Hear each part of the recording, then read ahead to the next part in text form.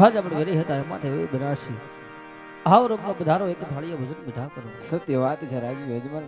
હું પણ જાણું છું કે અત્યારે મધ્યાહનનો સમય છે તો તમારી ભોજન શાળાની અંદર 32 જાતના ભોજન તૈયાર છે. પરંતુ હે રાજવી અજમલ, આજે પઠિયાર તમને એક પ્રશ્ન પૂછે છે તે પ્રશ્નનો સત્ય ઉત્તર આપજો રાજવી અજમલ. કહો રાજવી. અરે રાજવી અજમલ, તમારે સંતાનની અંદર કેટલા દીકરા છે ને કેટલી દીકરીઓ છે? અરે રાજવી, જો આજે તમે દીકરા દીકરીની વાત કરતા હોય તો સંતાનની અંદર આજ મારે લાસલ લક્ષ્મી સગુણા દીકરી છે, દીકરો મારે એક પણ છે. અરે ખામોશ થઈ જાવ રાજવી અજમલ. તમે વાંજિયા છો વાંજિયા, અને વાંજિયાના ઘરનું જો તમે જમવાની વાત કરતા હોય ને તો આ પઠિયારોને પાણી પણ અગ્રથ છે. જાવ તમારા 32 જાતના ભોજનને આ પઠિયાર ઠોકરે મારે છે. અરે રાજવી, આજ જૂના વેરને ભૂલી મારા પધારો એક થાળીએ ભોજન મીઠા કરો. અરે રાજવી અજમલ, આજ વેવાઈ માનતા હશો તમે, હું તો તમને કાલે પણ વેરી માનતો હતો રાજવી અજમલ, અને આજે પણ વેરી માનું છું. અરે રાજવી, આજ જૂના બેનને ભૂલી મારા પધારો એક થાળીએ ભોજન મીઠા કરો. અરે રાજવી અજમલ, આજ મારા કુંવર પ્રતાપની જાન તમારા પાદર સુધી પહોંચવા આવી છે, માટે હું જાઉં છું. પણ જતા જતા કેતો જાઉં છું, કાન ખોલીને સાંભળી લેજો રાજવી અજમલ, કે જ્યાં સુધી તમારા ઘેર પુત્રની પ્રાપ્તિ ન થાય ત્યાં સુધી મારા ઘેર, એટલે કે તમારી દીકરી સગુણાને ઘેર ક્યારેય પગ ન મૂકતા રાજવી અજમલ, ક્યારેય પગ ન મૂકતા. અરે રાજવી, તો આજ જતી વેળે તમે પણ સાંભળતા જાઓ કે જ્યાં સુધી મારે સત્યને ખળે કુદરત કે પાડું ને બધાય ત્યાં સુધી ભીગના પાણી મને ગ્રાસ છે. અરે રાજવી અજમલ, હજી કોઈ મનમાં વાત હોય, સંકોચ હોય કે વેર લેવું છે તો આવજો મારા પિંગલના પાદરે. પિંગલનો ધણી રાજા પઠિયાર ગઢના કાંગરે ચડી આને ખુલ્લી સમસેરે તમારી રાહ જોશે. અરે સતી, આજ આપણા કહેવા મુજબ આપણે દીકરી સગુણને સાસરે વળાવી શક્યા છે. હવે રાજુ કૃષિ વંશનો રહ્યો આપો રાણી. હા રાજન, વંશ સીધા હોય તો અમારી કાંઈ ના નથી, પણ માતાના મુગટ અમને ખોડે રપત કરતા જાઓ. હરખેથી કાશીનાથના શરણે સીધા હો સ્વામી.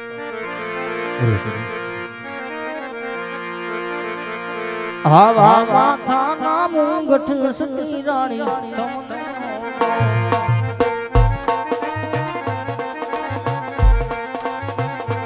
સોપ સોપ હૈયા રોહાર સોપ યા હૈયા રોહાર આવા માથાના આવા માથાના મુંગઠ સતી રાણી તમને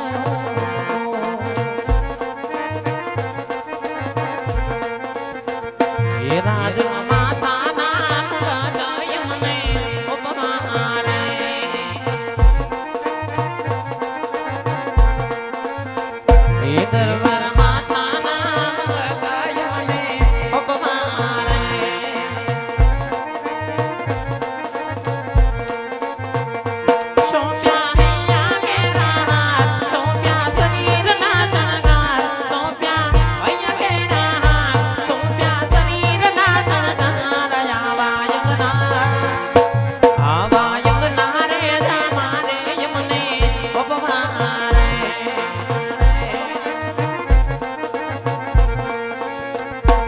આવી સિરોહી જલવાનું તમને હું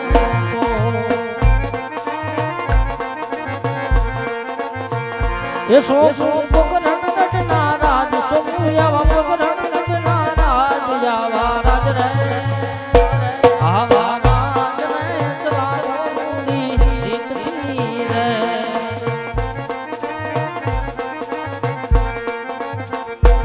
આવા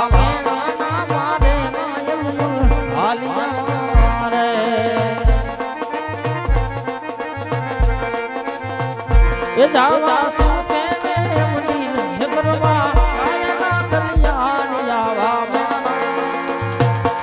આવા મેના મારે નાયજમલ આલિયા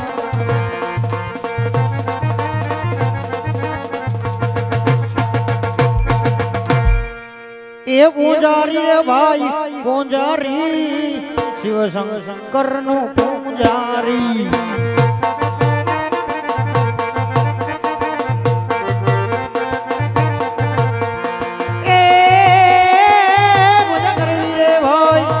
કરવી ઓલા શિવ શંકરની પૂજા કરવી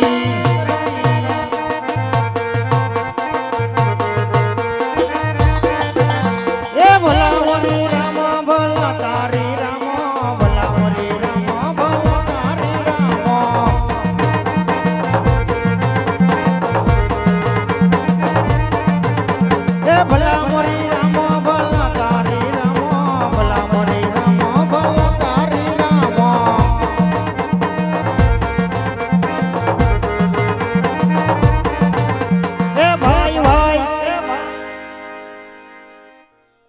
એ શીલા હા બાપુ ઇધર આવતી ના આપણે ગામડું ગામડું ગામડું ગામડું સિટી સિટી સિટી સિટી બે ફરી વિરા ફરી વેડા ક્યાંય આપણને ટકવા દેતી ના નથી તો આ હમે મંદિર દેખાતી ના દેખાતી ના ઝડપ કરતી ના અંદર કોણ કોણ બેઠી ના હાલો જોતો હાલ ગાય ગા કરતી ના ઓ હા બાપુ હા આ ભોળાનાથ નું મંદિર હે હું વાત કરતી ના હા ભોળાનાથ નું મંદિર હોય ઓય તો આજે એવી સેવા કરવી ના કેવી એવી કરવી ના પણ કેવી બે ના નાકમાંથી છેંડા નીકળી જાવી ના તો હાલો બેહી બેહી જા. જાય ઓલી બાજુ બે આ બાજુ હું બેહું આ ભડાકા થાય ઉપર પાછા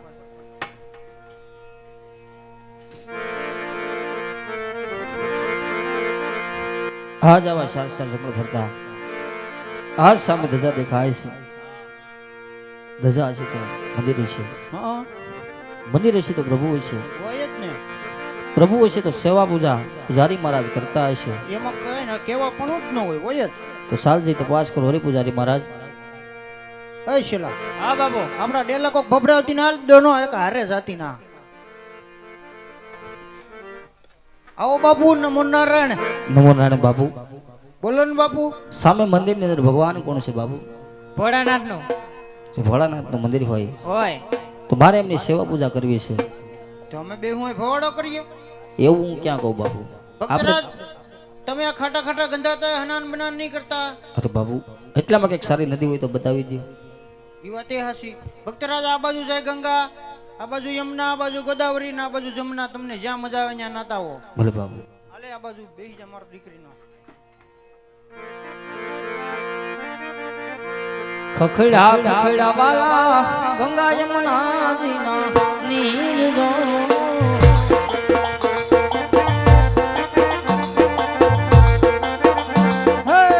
ખખડા ખખડા વાલા ગંગા યમુના જીના નીર જો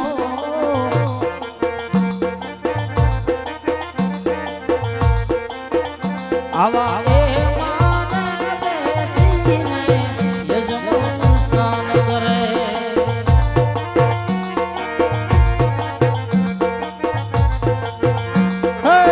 ધીરા ધીરા તમે આલો ગંગા મોરી માત જો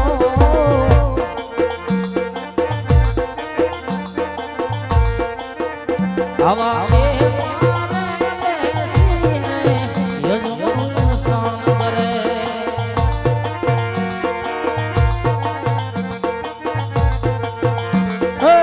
તારી ધૂન લાગી ઘોડા તારી ધૂન લાગી છે.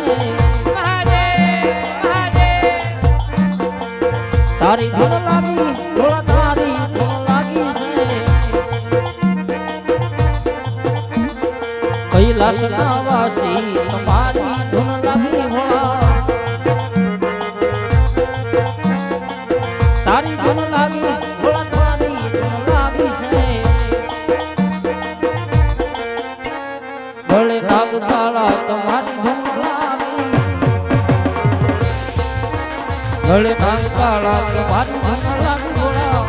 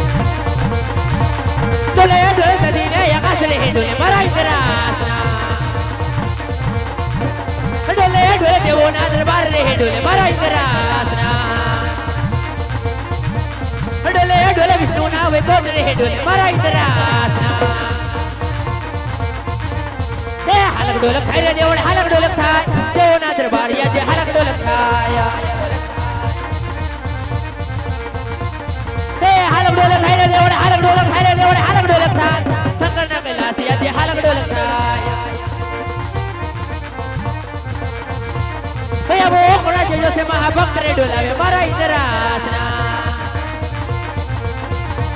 કોઈને બાટુ મારું ને કાઢું બાર રે ડોલાવું મારા ઇન્દ્રાસના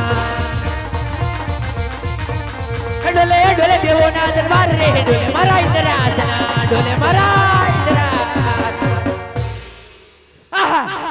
આહા કે પેલેના ઋષિ મુનિઓ એ અમારા બાપ દાદા આજે હજાર વર્ષના પગાર હતા. ધરણ ધન ખાવા ન દેતા આજે છતાં મારા ઇન્દ્રસને ઊની આસ નહોતી આવતી. તે આજ હું થયું આજકાલનો કાળા માથોને માનવી ઈ આ કાળા માથાડો આજે શિવની તપસ્યા ધરી બેઠો છે. બિચારો પલોઠી વાળીને બેઠો આજ વાર માસ નહીં, આજ વાર દિવસ નહીં, આજે ફક્ત 3.5 ઘડીની અંદર હંડેર આજે મારું ઇન્દ્રસન પોપટના પાંજરી માફક આજે હાલક ડોલક ડોલાવી રહ્યો છે.